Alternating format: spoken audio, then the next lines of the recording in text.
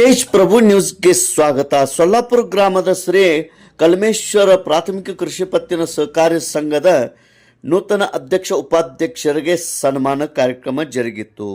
ಶ್ರೀ ಅನಿಲ್ ಮಹಾದೇವ್ ಖನ್ನಾಯಿ ನೂತನ ಅಧ್ಯಕ್ಷರಾಗಿ ಅವಿರೋಧ ಆಯ್ಕೆ, ಸಿದ್ಧಾರ್ಥ ಹೊಳೆಪ್ಪ ಕಾಂಬಳೆ ಉಪಾಧ್ಯಕ್ಷರಾಗಿ ಅವಿರೋಧ ಆಯ್ಕೆ. ಅದೇ ರೀತಿ ಸರ್ಕಾರಿ ಹಿರಿಯ ಪ್ರಾಥಮಿಕ ಗಂಡು ಮಕ್ಕಳ ಶಾಲೆಯ ಅಧ್ಯಕ್ಷರಾಗಿ ಪ್ರವೀಣ್ ಮಹಾದೇವ್ ಪಾಟೀಲ್ ಅವಿರೋಧವಾಗಿ ಆಯ್ಕೆ, ಸಚಿನ್ ಮಸ್ತಿ ಉಪಾಧ್ಯಕ್ಷರಾಗಿ ಅವಿರೋಧ ಆಯ್ಕೆ. ಇವರಿಗೆ ಶ್ರೀ ಕಲ್ಮೇಶ್ವರ ಪ್ರಾಥಮಿಕ ಕೃಷಿ ಪತ್ತಿನ ಸಹಕಾರ ಸಂಘ ವತಿಯಿಂದ ಸತ್ಕರಿಸಿ ಗೌರವಿಸಲಾಯಿತು.